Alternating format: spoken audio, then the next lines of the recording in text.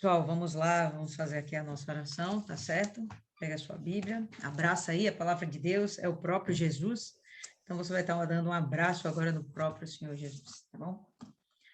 Senhor Deus Todo-Poderoso, nós estamos mais uma vez reunidas e diante, meu Pai, da tua santa presença, nos colocamos. Pedimos que o Senhor venha nesse momento nos inspirar com a tua palavra, colocar dentro da gente exatamente aquilo que precisamos aprender, para que possamos, meu Pai, nos moldar, para que possamos ser moldadas pelo teu Espírito. Que o Senhor, meu Pai, tenha o teu zelo, mais uma vez com a gente, a tua paciência, para nos fazer compreender detalhadamente a tua palavra, para que possamos apreender o espírito dessa palavra que vamos meditar hoje. E que possamos colocar todo esse aprendizado em prática. Que tudo isso não venha a ser palavras ao vento, mas sim aprendizado para que possamos ter novas práticas e assim podermos te agradar mais, sermos testemunhas do Senhor e, por fim, nosso principal objetivo, que possamos ser salvas e salvar muitas almas. Essa, meu Pai, é a nossa oração sempre. Que possamos ser salvas e que o Senhor, meu Pai, nos auxilie a salvar almas. Nós temos imenso prazer nisso e é por isso que estamos aqui, mais uma vez, sacrificando a nossa carne, sacrificando o nosso descanso, às vezes até sacrificando o convívio com a família, mas colocando em primeiro lugar o Senhor. Te entregamos essa meditação em tuas mãos, desde já repreende qualquer espírito contrário ao desenvolvimento desse trabalho e que o Senhor venha comandar tudo, coordenar tudo, que seja de acordo com o teu querer. Em nome do Pai, do Filho e do Espírito Santo. Amém. E graças a Deus. Amém, povo lindo. Vamos dar continuidade em Gênesis, no capítulo 47. Tá acabando, hein? Rapidinho. E a gente vai ter no versículo 1. Então veio José e anunciou a Faraó. E disse: meu pai e os meus irmãos, e as suas ovelhas e as suas vacas e tudo o que tem, são vindos da terra de Canaã, e eis que estão na terra de Gósen. Bom, nesse momento a gente sabe que algum tempinho antes, José parou para conversar com seus irmãos e organizar, combinar como seria a conversa deles diante de Faraó. Sem sombra de dúvidas, José é um cara extremamente respeitado dentro do Egito. Contudo, não é ele o manda-chuva, tá certo? O manda-chuva é Faraó. Ele vai ter que se reportar a Faraó a respeito da presença da sua família lá, e não só a presença, mas a permanência da sua família. Então, eles já bateram um papo antes, olha, vai ser assim que a gente vai conversar com ele, tá bom? Vamos ter que ter cuidados na hora de falar sobre a nossa principal atividade, que é o pastoreio do gado, mas organizando direitinho vai dar tudo certo, ele sabia que ia dar tudo certo, planejou, organizou, então ele está agora se comunicando com Faraó. E tomou uma parte de seus irmãos, a saber, 5 homens, e pôs diante de Faraó.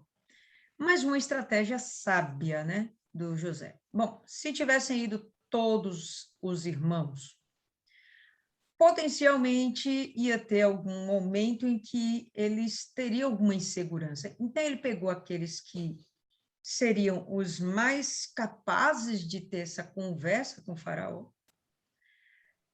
onde não haveria uma possibilidade de contradição, né, na conversa que eles teriam. Ele separou, não levou todo mundo, não. Foi bagunça, foi um negócio organizado, certo? Levou 5 homens, 5 dos seus irmãos, e aqui a Bíblia não relata, né, quais deles foram, mas enfim. Então, disse Faraó a seus irmãos: qual é o vosso negócio? Então, José, ele tinha ido em cima da questão, né? Você vê que a primeira coisa que José tem essa preocupação de combinar com eles é, olha, a profissão de vocês, não fala que é pastor. Não o pastor que nós somos. Porque Faraó vai perguntar, e se porventura perguntar, não diga que é pastor, como nós somos, pastor que usa, né, do gado, tanto para abater e se alimentar, como também para sacrificar a Deus. Não vamos fazer isso, vai ser uma afronta aos egípcios. Vamos dizer que a gente toma conta do gado. Acabou, a gente pastoreia, entendeu? Usa o gado para lavrar, né? A força do gado para moer, enfim, alguma coisa lá. Talvez até para abate, né? Mas para alimentação, não necessariamente para sacrificar ao Deus único, que na cabecinha deles não é o Deus, na cabeça dos egípcios não é o Deus deles. Então, foi a primeira pergunta que Faraó fez, né? O que vocês fazem da vida? Então, José foi em cima. E eles disseram a Faraó: teus servos são pastores de ovelhas, tanto nós como nossos pais. Disseram mais a Faraó: viemos para peregrinar nesta terra, porque não há pasto para as ovelhas de teus servos, porquanto a fome é grave na terra de Canaã. Agora, pois rogamos-te, tá difícil, rogamos-te que teus servos habitem na terra de Gósen. Bom, quando eles vão conversar, perceba que eles estão falando da importância de permanecerem lá. O princípio não é nem permanecer, você vê que eles falam, nós somos peregrinos aqui, viemos peregrinar, a gente não veio ficar, a gente só quer passar uma chuva. Por quê? Porque a gente está sem alimento para alimentar nosso gado. Eles não falaram nem que era alimento para eles. Está faltando alimento para nosso gado. Parece que ficou muito mais importante salvar o gado do que salvar a si mesmos, né? E eu penso que não é à toa que eles têm esse tipo de conversa, é justamente valorizando o animal. Por quê? Porque os egípcios valorizavam o animal. A gente viu da última vez, né, que um desses deuses, né, alguns, inclusive, não é só, eu mostrei aqui um, né, tinha a cabeça de um carneiro, ele está falando aqui das ovelhas, né, a ovelha fêmea do carneiro, tá certo? Então, no momento que ele mostra essa preocupação com aquele tipo de gado, sem sombra de dúvidas, ele vai conseguir a simpatia de Faraó. Então falou o Faraó a José, dizendo: teu pai e teus irmãos vieram a ti. A terra do Egito está diante de ti. No melhor da terra, faze habitar teu pai e teus irmãos. Habitem na terra de Gósen, e se sabes que entre eles há homens valentes, em outra versão fala capacitados, os porás por maiorais, por líderes do gado, sobre o que eu tenho. Então, o que ele está falando é o seguinte: tudo bem, vocês me convenceram, entendeu? Facilmente vocês me convenceram de que vocês podem estar aqui no nosso meio e a gente vai dar todo o suporte para vocês. Inclusive, José, já que eles são pastores, né? Escolhe dos mais capacitados, se eles forem capacitados, escolhe os mais capacitados e coloca eles para cuidar do meu gado pessoal. E a gente vai ver que o gado de Faraó está crescendo bastante, óbvio com o auxílio do José, mas o gado dele está crescendo bastante. Então, eles chegaram lá com necessidades, né? Passando necessidade alimentícia, passando dificuldades para alimentar o próprio gado, desempregados, né? Agora eles já arranjam até emprego, já tem casa, moradia, terra para plantar, tudo suprido, e a gente sabe, obra do Deus vivo, desde quando José nasceu para ser, de fato, um libertador, tá certo? Aquele que faria com que a geração de Jacó, a geração de Israel, fosse preservada, tá certo? Então, coisa aconteceu desde lá, e aí a gente está vendo o desenrolar dos planos de Deus. E trouxe José a Jacó, seu pai, e o apresentou a Faraó. E Jacó abençoou a Faraó. No momento que Jacó, ele, obviamente, que aqui eles já pararam para conversar, né? Ele já sabe de toda a história que aconteceu para até ele chegar lá.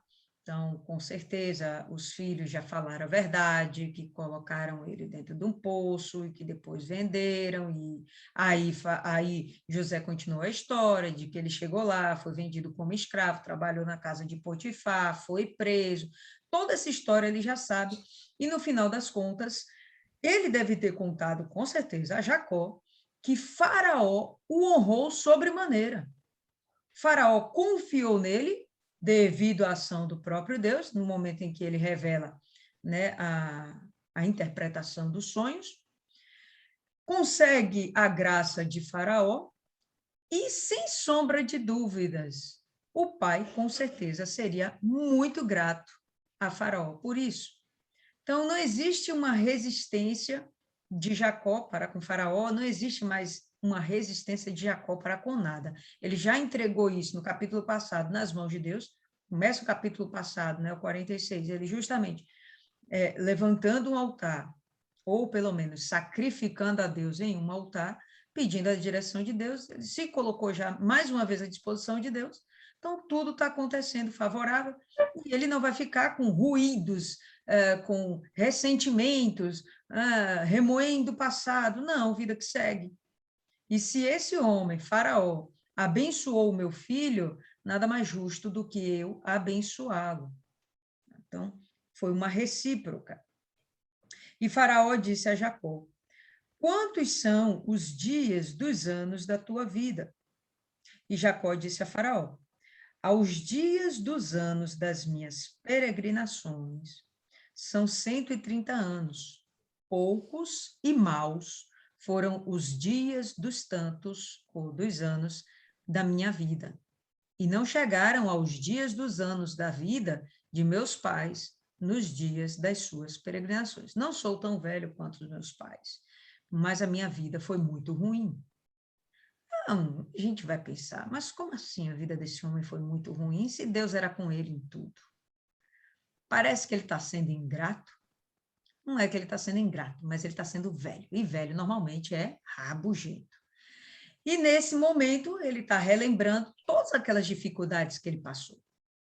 Mentiu para o irmão, roubou a primogenitura do irmão, fugiu do irmão, acabou sendo lá enganado por Labão, trabalhou 14 anos da vida dele enganado, depois trabalhou mais outros tantos sendo forçado e enganado várias vezes, né?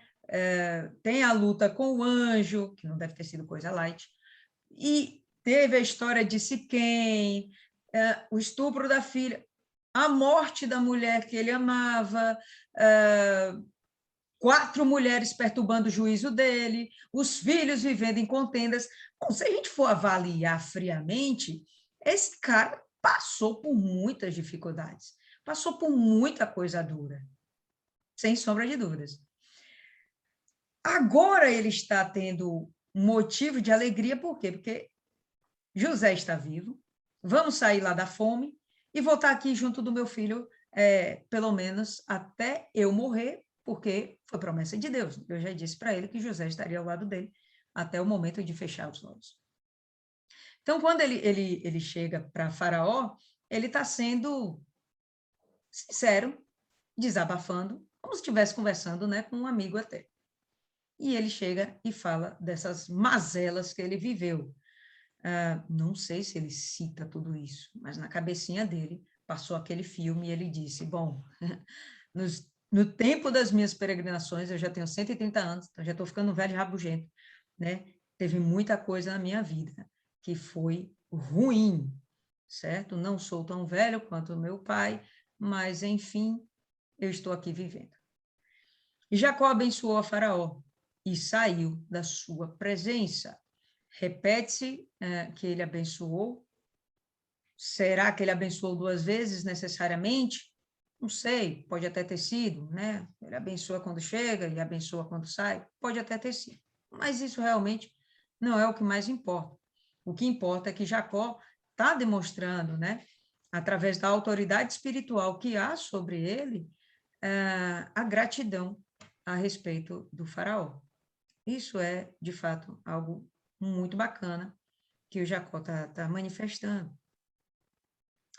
E José fez habitar seu pai e seus irmãos e deu-lhes possessões na terra do Egito, na melhor terra, a terra de Ramsés, como o faraó ordenara. Então, o próprio faraó já tinha dito, olha, leva ele lá, né, dá a terra de Gósen para eles e, bom, o faraó, ou melhor, José já deveria ter solicitado essa terra, obviamente, né? Então, tudo bem, que se cumpra. Do seu jeito aí, José, tá tudo certo, porque você é um cara muito inteligente e eu tenho certeza que você não está fazendo nada para me prejudicar, eu confio muito em você.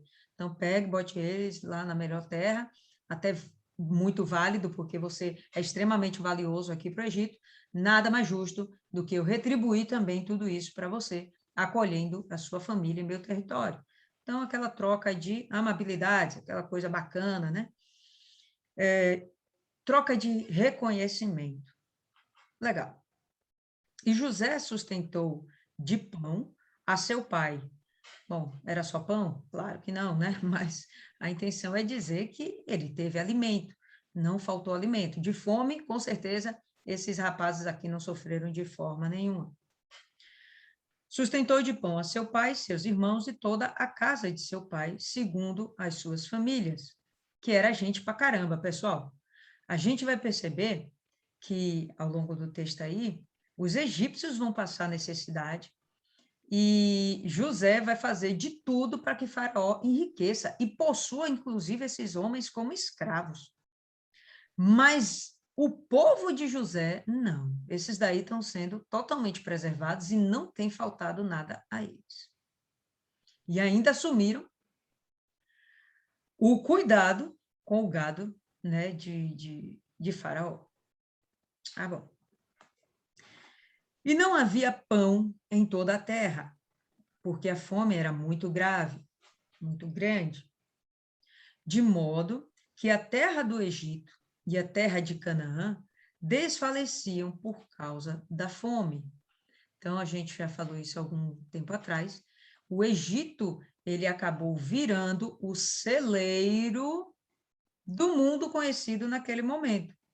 Quando faz a referência ao próprio Egito e faz referência a Canaã, bom, Canaã não tinha só a turma de Israel, tinham todas aquelas tribos cananeias, né? Tinha aquelas outras tribos que derivavam dali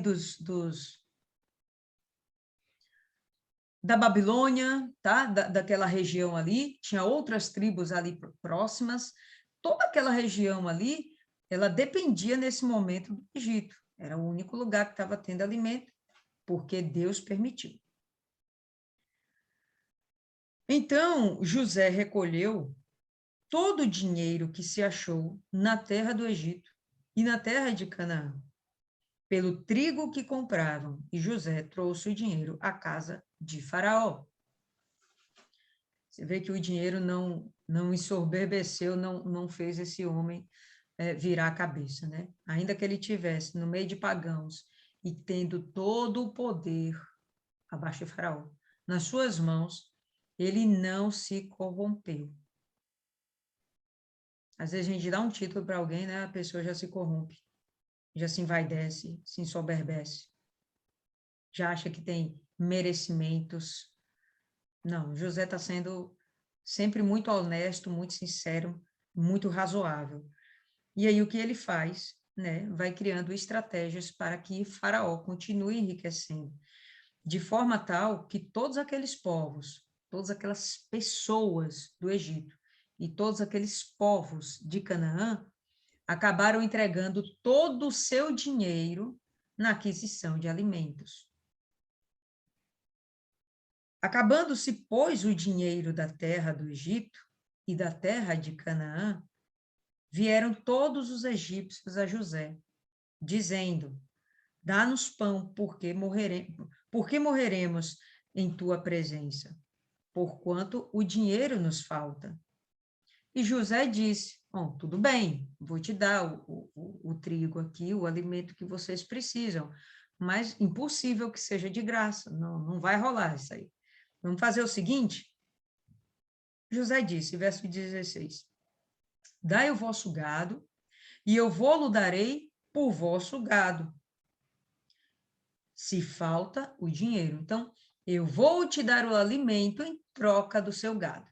Essa galera já não tinha mais dinheiro e agora está perdendo o gado, que seria, inclusive, um meio de arranjar sustento. Então, trouxeram o seu gado a José, o que para eles agora é um alívio. Por quê? Porque não tem pastagem também para esse gado. Então, trouxeram o seu gado a José, e José deu-lhes pão em troca de cavalos, e pelo rebanho das ovelhas, e pelo rebanho das vacas e dos jumentos, e os sustentou de pão aquele ano por todo o seu gado. Sustentou de pão por todo o seu gado durante um ano. Beleza. Só que aqui ainda tem mais anos pela frente, tá certo? Quando Israel chega no Egito, já se passaram dois anos dos 7 anos da grande fome. Aqui está falando que mais um ano está se passando, então são 3 anos. Existem mais 4 pela frente. Acabado aquele ano, vieram a ele no segundo ano e disseram-lhe, não ocultaremos ao meu senhor que o dinheiro acabou. E o meu senhor possui os rebanhos de animais, e nenhuma outra coisa nos ficou diante de meu senhor, senão o nosso corpo e a nossa terra. Por que morreremos diante dos teus olhos, tanto nós como a nossa terra? Então, chegam os egípcios, vão conversar com José. Olha, a gente precisa continuar comendo, se alimentando, só que a gente não tem mais dinheiro, o gado que a gente tinha já está na sua posse, o que temos é a nossa própria vida e a terra. Mas de que vale essa terra, já que não podemos cultivar? Ainda que eles quisessem cultivar, era período de seca. Como aquela semente iria prosperar? Compra-nos a nós e a nossa terra por pão. Imagina o desespero da pessoa se vender por pão, se vender por alimento. E nós e a nossa terra seremos servos de Faraó. E dá-nos semente, para que vivamos e não morramos, e a terra não se desole. Assim José comprou toda a terra do Egito para Faraó, porque os egípcios venderam cada um seu campo, porquanto a fome prevaleceu sobre eles, e a terra ficou sendo de Faraó. Esse homem está possuindo tudo.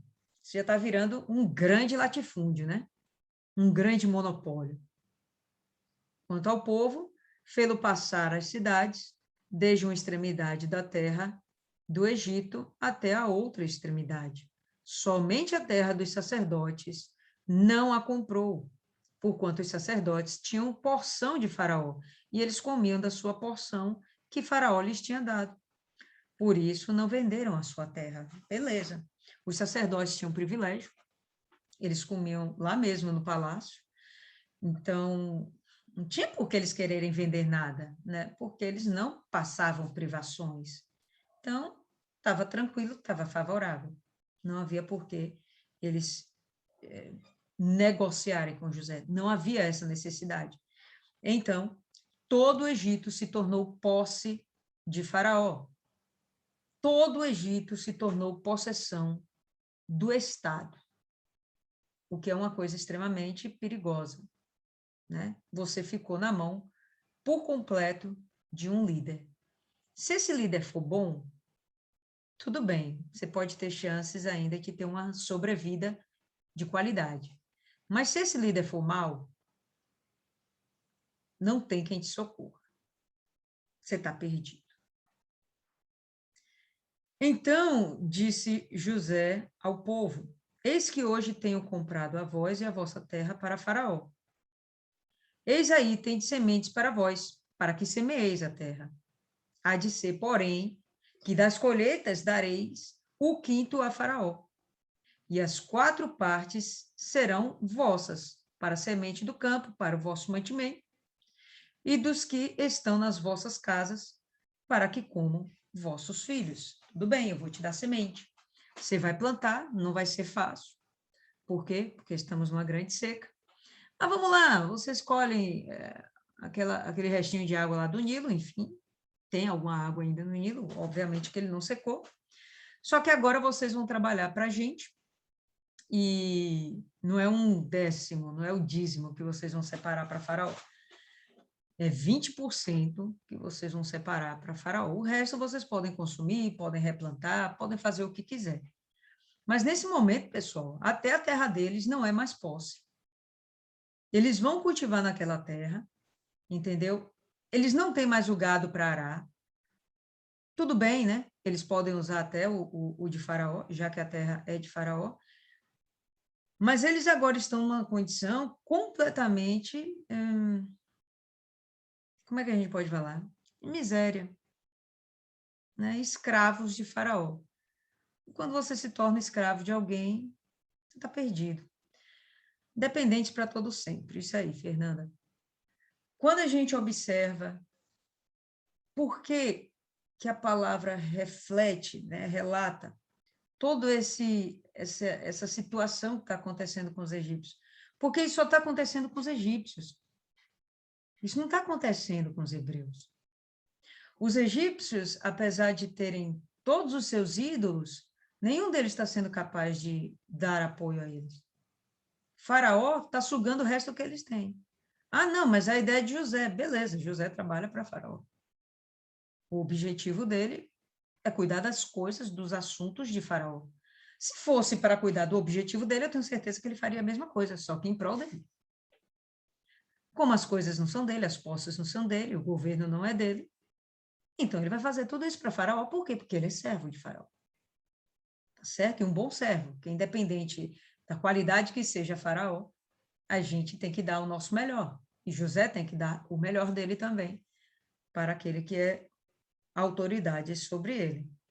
E a gente vai vendo aqui os egípcios ficando mirradinhos, bem mirradinhos. E disseram: a vida nos tem dado. Achemos graça aos olhos do meu Senhor e seremos servos de Faraó. Agora eles estão muito gratos só porque eles têm vida. Isso parece tanto com os dias de hoje. José, pois, estabeleceu isto por estatuto até o dia de hoje sobre a terra do Egito, que Faraó tirasse o quinto. Isso é um imposto extremamente pesado. Só a terra dos sacerdotes não ficou sendo de Faraó. Assim habitou Israel na terra do Egito, na terra de Gósen. E nela tomaram possessão, frutificaram e multiplicaram-se muito. Aí a gente vai ver o cumprimento daquela promessa que Deus reavivou a Jacó, quando ele fala, nessa terra eu vou te tornar uma nação. Então, eles se multiplicaram muito. E Jacó viveu na terra do Egito 17 anos. De sorte que os dias de Jacó, os anos da sua vida, foram 147 anos. Chegando-se, pois, o tempo da morte de Israel, chamou a José, seu filho, e disse-lhe: se agora tenho achado graça em teus olhos, rogo-te que ponhas a tua mão debaixo da minha coxa. Lembra que a gente já estudou sobre isso, né? O fato Abraão. de colocar... exatamente. O fato de colocar a mão sob a coxa era uma prova de reconhecimento daquela autoridade sobre a vida dele, e reconhecimento não, e compromisso de que a geração daquela autoridade fosse preservada, fosse garantida, porque debaixo da coxa a gente já sabe que, na verdade, são os testículos do indivíduo, que são o meio da reprodução do homem. Então, ali José estava se comprometendo com o resto da geração do pai. Ele tinha que dar conta da geração do pai. Se agora tenho achado graça em teus olhos, rogo-te que ponhas a tua mão debaixo da minha coxa e usa-me comigo de beneficência e verdade. Rogo-te que não me deixe ou que não me enterres no Egito, mas que eu jaza com os meus pais, que eu descanse, né, com os meus pais, ou seja, enterrado com os meus pais. Por isso me levarás do Egito e me enterrarás na sepultura deles. Lembra, Macpela? E ele disse, farei conforme a tua palavra. Macpela foi o primeiro pedaço de chão adquirido, né, por posse pelos hebreus. Quem faz essa compra é justamente Abraão. O objetivo deles não era se tornarem fixos em um ambiente só, mas eles tinham que ocupar a terra e peregrinar por ela. Mas Macpela foi tido como um sepulcro eterno deles. Então, aquele pedaço de terra foi comprado para que ele pudesse, de fato, ser preservado.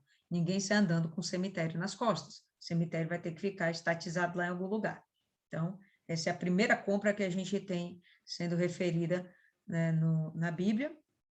E ele fala aqui, olha, você vai me enterrar lá junto com meus pais, tá certo? E disse ele, jura-me. E ele jurou-lhe. E Israel inclinou-se sobre a cabeceira da cama e morreu. O grande barato dessa... Ele morreu não, viu, pessoal? Desculpa. Eu já ia dizer, Abstrai, mas para falar abstrai, primeiro. abstrai, abstrai, que vocês acham que só vocês cansam, que só vocês têm sono. Então, dá um desconto aí. Estão orando pouco por mim, viu? Por favor, ore mais. Então, o que acontece?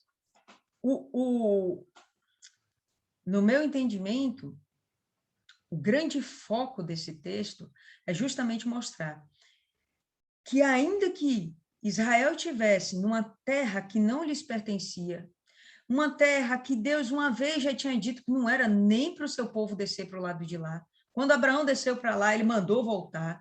Quando Isaac teve a intenção de descer, Deus falou com ele, não desça para o Egito, tá? E aí, Jacó, inclusive, não desce de boa vontade, ele primeiro pergunta a Deus disse, não, tudo bem, meu filho, pode descer. Ele já desce aí com a graça do pai, tudo beleza, né? Mas, enfim, nessa terra estrangeira, eles estão sendo supridos de tudo. E eles, inclusive, estão assumindo papéis de autoridade. Quem está cuidando do gado são eles, tá? Não só eles, mas eles estão sendo os cabeças de todos aqueles funcionários, servos, escravos, empregados, que têm de cuidar das coisas relativas aos rebanhos de Faraó, tá? Eles estão sendo honrados e tudo, mas o próprio povo está sendo completamente... Como é que a gente fala aí?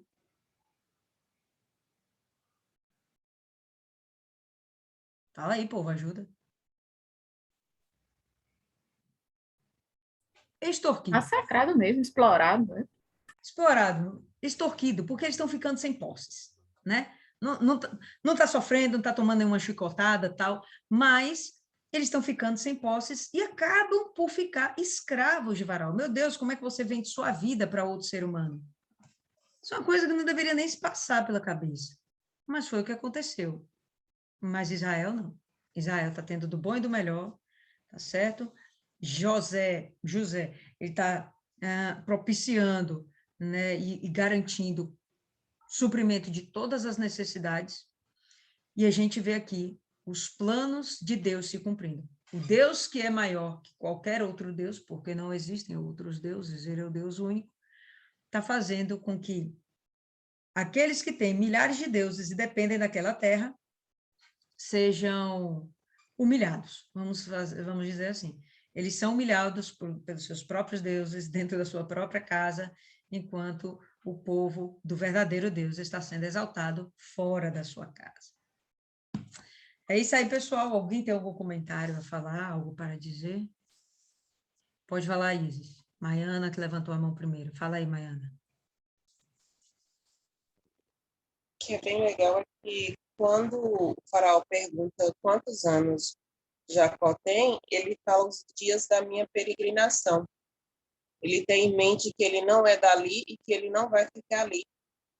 Traz a ideia de que estamos aqui, mas não somos daqui. Nós vamos para o céu. O nosso reino é outro. Sabe, ele fala que os dias foram poucos e foram maus, mas ele suportou, ele pagou o preço dos erros que ele cometeu, ele colheu os frutos, mas ele está vencendo e ele não está esmorecendo. Ele teve um momento de fraqueza dele quando o filho, disseram que o filho dele morreu, mas mesmo assim ele se abateu, mas não se entregou, porque se fosse outra pessoa poderia tirar a própria vida, como Saul viu que não tinha mais jeito, foi lá, botou a espada e atravessou. Mas ele continuou. E no versículo 17, quando o povo começa a entregar suas posses, seus gados para José, eu lembro de Jó, quando Satanás fala que pele por pele e osso por osso, tudo que a pessoa tem, ela dá em troca da vida. As pessoas não pensam que isso é momentâneo. Lógico que essa situação aqui a gente não julga. Eles estavam com fome, eles não tinham outros meios. Mas muitas vezes o diabo se aproveita do desespero da pessoa para comprar a alma dela. A expressão do quinto, aqui no Brasil surgiu a expressão quinto dos infernos quando o imperador começou a cobrar o quinto, mas eu já vi que o quinto dos infernos já veio desde o Egito. Já vinha desde antes, é verdade. Fala, Isis. É uma reflexão do que vale, né? Os egípcios estavam numa situação de que o dinheiro deles, o ouro, já não valia nada. Não valia nada porque eles não poderiam comer aquilo. Eles não poderiam saciar sua necessidade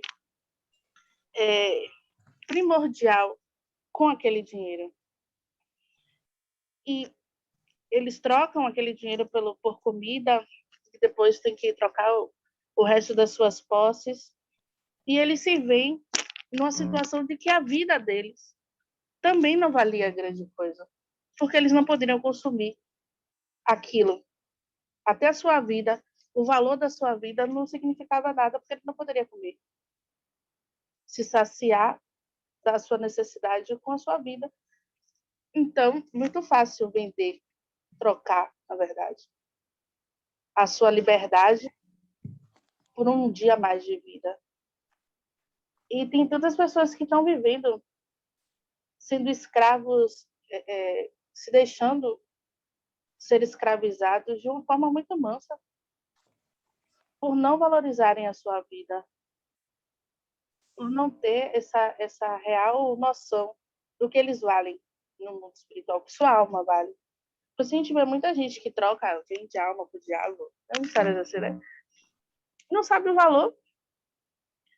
Houve uma boa oportunidade, foi lá e trocou. Eu, se fosse eles, lutaria mais, juntaria e saquearia os silos do faraó, roubaria durante a noite, daria Rebelde. Mas com fome. Até é difícil pensar com fome. Até se rebelar com fome. E eu vejo que é muito isso que o diabo faz, principalmente para as classes mais humildes. É distraí-los com essas necessidades básicas para que eles se percam e não vejam o real valor das suas almas. E de que nós temos um Salvador. Olha que maravilha. Os faraós, os egípcios, eles estavam numa situação de fome, sem a perspectiva de um Salvador, escravos sem a perspectiva de um libertador. Olha que vida. Se fosse ele, não libertaria, era mais fácil. Se eles acreditavam em pós a morte, vida após a morte. E é muito isso. Eu soube de uma situação de uma mulher muito rica, a casa limpíssima, com uma funcionária do lar e ainda contratou uma pessoa para fazer uma faxina, casa totalmente limpa. E a pessoa viu ela tomando um remédio, dizendo: esse daqui eu vou tomar para matar um nojo. O que vale tudo aquilo? A casa maravilhosa, enorme, o dinheiro, não precisar trabalhar, ter uma pessoa para fazer o que ela deveria fazer. Do que vale isso tudo? Se não tem o que é mais precioso, o que é a paz. Precisar tomar um remédio para não matar, para ter o que a gente tem de graça, que o Espírito Santo nos dá, que é qual é o nome? Vontade de autocontrole? Domínio próprio. Domínio próprio. Precisar de remédios, precisar de entorpecentes para ter aquilo que a gente tem com alegria. Que a gente se entorpece, mas sim do Espírito Santo, da presença de Deus, que é tão maravilhoso.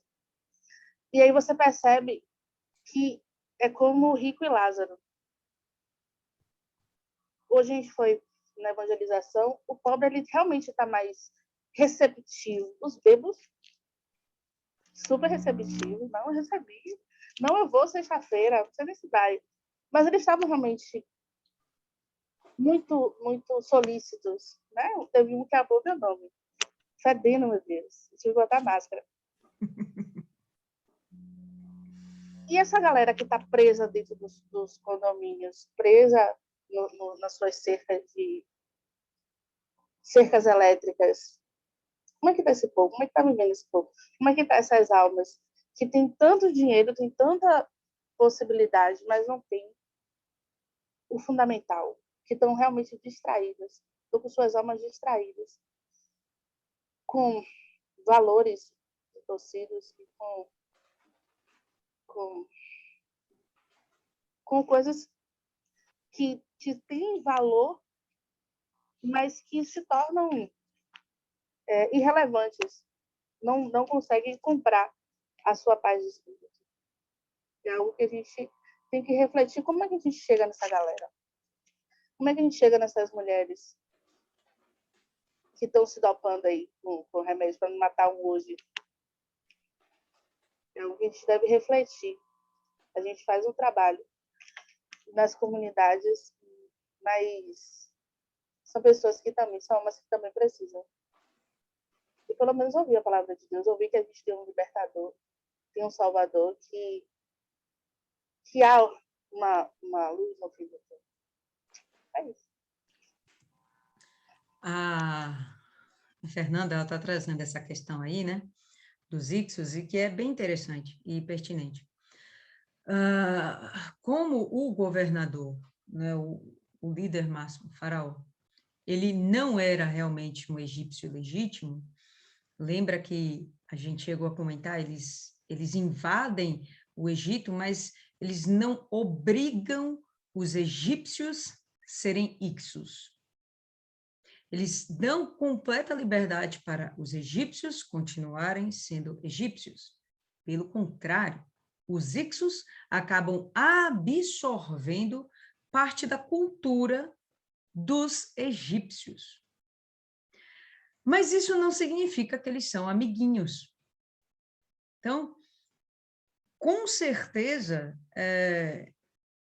eles permitiram que os egípcios continuarem mantendo as posses que eles já tinham, da própria família, dos seus animais, né, dos seus meios de trabalho, de cultivo, e as suas terras.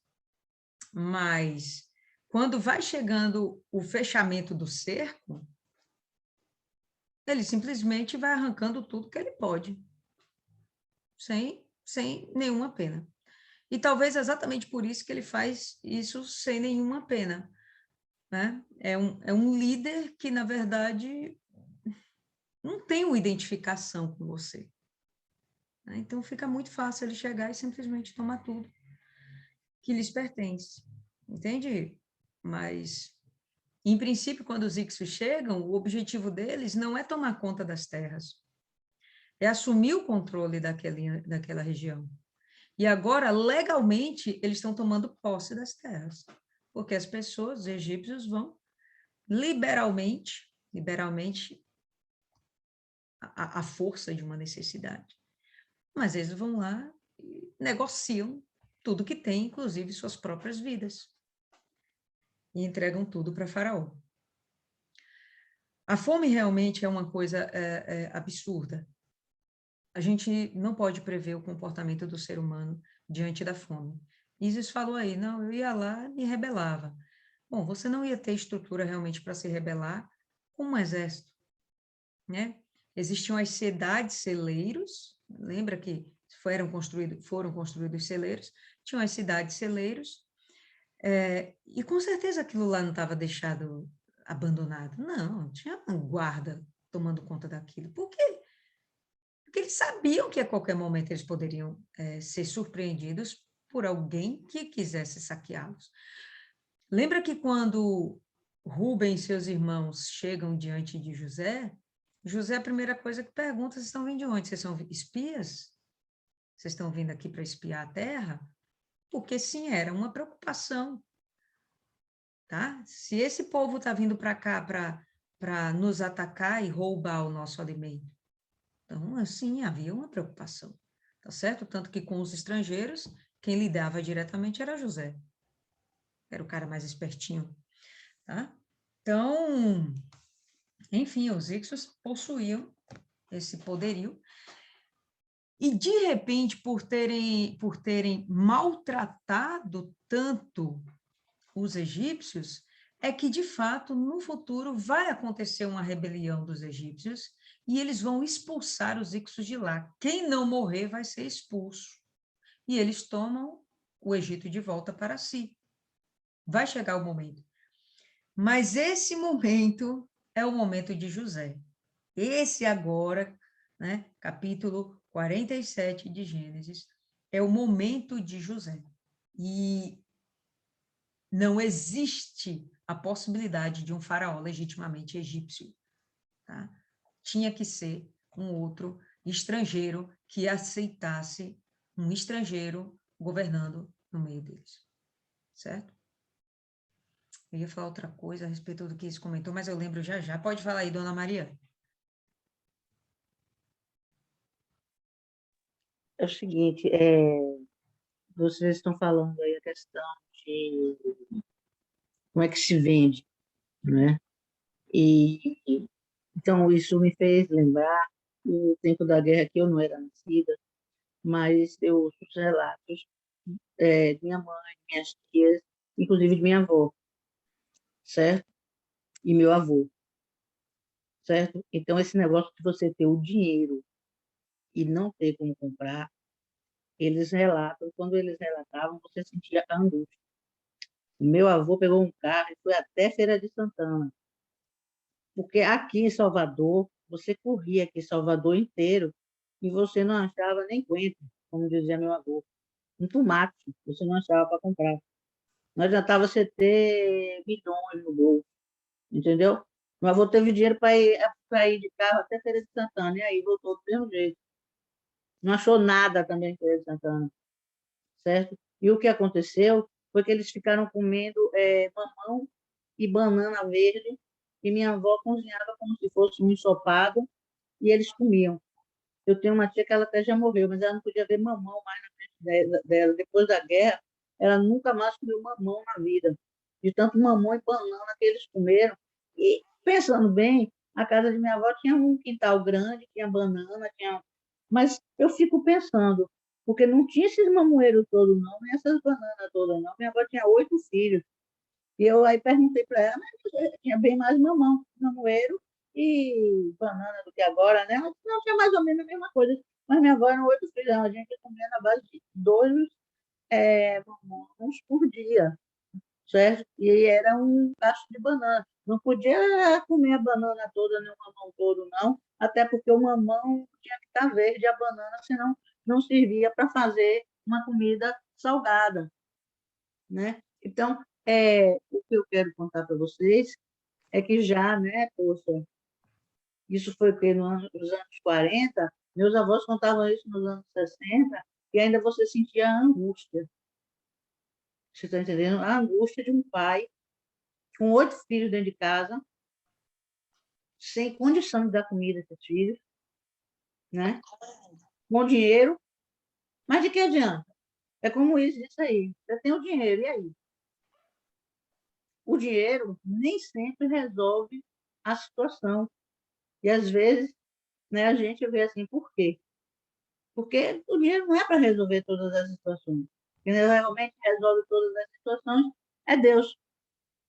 E sem a direção do Espírito Santo, você termina ficando com uma situação dessa. Você tem o dinheiro, você tem o conforto que o dinheiro lhe dá, mas você não tem a paz de espírito que Deus lhe dá. E essa questão aí da fome, da necessidade de alimentar, até mais que eu senti isso muito no meu avô e na minha avó, a questão de alimentar os filhos, né? Você com um filho pequeno de casa, sem ter como dar comida a ele, né? Isso é difícil e é preocupante, entendeu? Você correr uma cidade inteira e até em outra cidade você não encontrar um tomate para você trazer para casa, é complicado, certo? E devia estar muito desesperado para ir até Feira de Santana, né? Eu acho que nesse momento ele já estava no desespero, certo? E encontrar essa solução aí de comer fruta verde, que eu não sei nem como é que foi isso, sabe? Mas minha avó era muito boa cozinheira. O que eu estou querendo registrar é que a fome, ela dá um desespero muito grande. E, inclusive, né, a gente já tem, eu como professora, eu tenho vários dados, de que a criança com fome, o adulto com fome, ele não raciocina, ele não aprende e ele não produz do mesmo jeito. Então, a pessoa com fome, ela não consegue raciocinar para sair daquele problema. Só mesmo Deus para vir e resolver e ajudar a situação. Com E certeza, dona Maria. Vá, foi muito. pode concluir. Ixi. Pode concluir, dona Maria. Pois é isso que eu queria concluir aqui. Deu. Ok. Abre aí, pessoal, em 2 Reis, no capítulo 6. A fome é feia. Não é moleza, não. Olha só no verso 25. A gente vai ter o seguinte. E houve grande fome em Samaria, porque eis que a cercavam, até que se vendeu uma cabeça de um jumento por 80 peças de prata, a cabeça do jumento.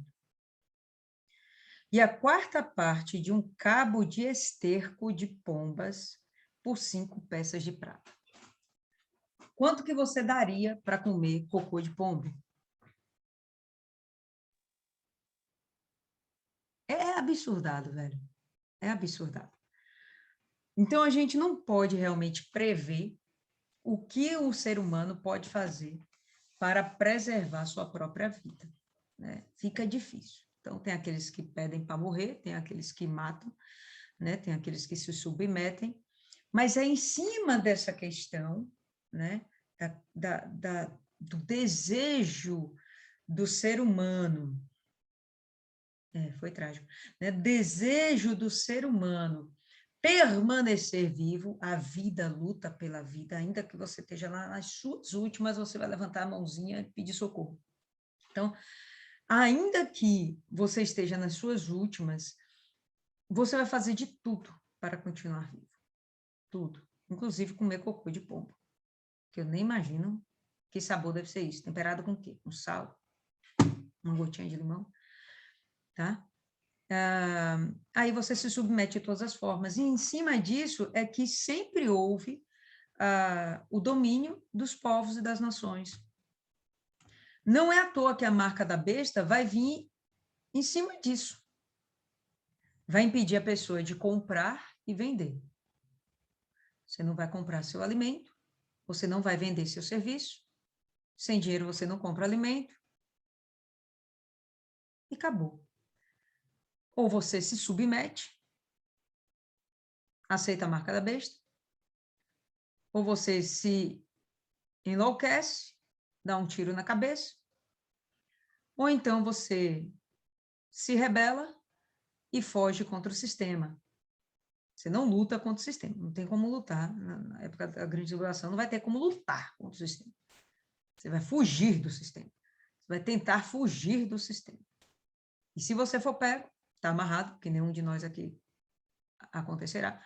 Mas se você for pego, a tortura que você vai passar para negar Jesus é tanta que o próprio Jesus fala: quando vier o Filho do Homem, achará porventura fé na terra? Porque diante da necessidade de você sobreviver, você acaba se submetendo a muita coisa, entendeu? Muita coisa, muita coisa. Mas algum comentário a fazer?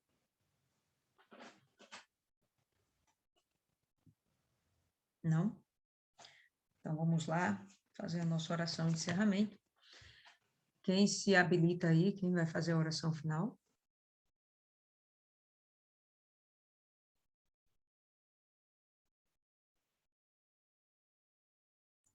Eu faço. Obrigada, Miriam. Senhor, meu Deus e meu Pai, mais uma vez agradecemos, meu Pai, por essa meditação, por nos dar força, disposição, meu Pai, por renovar a nossa aliança contigo diária e necessária, meu Deus, para nos manter firmes na nossa caminhada. Como muitos aqui refletiram, meu Pai, que desperta em nós mais uma vez o temor e a necessidade de a gente estar a todo instante em comunhão contigo, meu Pai, porque nesse mundo, quando o teu Espírito não mais estiver, será insuportável, Senhor. Não tem misericórdia da nossa alma. Tem misericórdia de cada uma das pessoas, meu Pai, que ainda resistem ao teu chamado. O Senhor bate a porta e muitos não ouvem ou resistem a abrir, meu Pai. Tenha misericórdia. Nos capacita, meu Pai, que cada meditação dessa se transforme em um argumento, se transforme em uma semente poderosa, meu Pai, para dar fruto. Tem que dar fruto, meu Pai. Nos ajuda, Senhor, porque se for só por nós, se o Senhor não estiver conosco nessa luta, a gente não resiste, nem pela nossa salvação, muito menos pela salvação do outro, meu Pai. Seja conosco. Guarde a vida, meu Pai, de Dona Lília, que está aqui nessa meditação conosco, sacrificando, passando conhecimento, passando entendimento, meu Pai, experiência, tudo que ela tem partilhado contigo, que o Senhor tem ajudado ela tem compartilhado conosco. A cada uma de nós, meu Pai, que tem aprendido e tem também compartilhado conhecimento, experiência, para que cada uma de nós vai fortalecendo o espírito uma das outras, meu Pai, segurando as mãos, renovando, porque a gente não pode ficar só, não, meu Pai. Por isso o Senhor fez a igreja, porque o Senhor sabe da importância de estarmos unidos, renovando a força e a fé de cada um. Nós somos seres sociáveis, não podemos nos isolar, não, Senhor. Então, seja conosco aqui também no seu corpo, nessa terra que é a igreja, meu Pai, para que a gente tenha sensibilidade, o entendimento de ver dentro do nosso meio quem precisa, meu Pai, ser renovado, quem precisa, meu Pai, estar mais perto. Ajuda aqueles, meu Pai, porque seja por qualquer outro motivo, pessoal, ou qualquer outra demanda, meu Pai, que não tenha conseguido estar aqui meditando com a gente, fortalece cada um deles, meu Pai, e ajude a encontrar meios para estar aqui, porque aqui também, meu Pai, podemos estar renovando nossa força em Ti para mais um dia. Muito obrigada, entrego tudo nas Tuas mãos. Amém.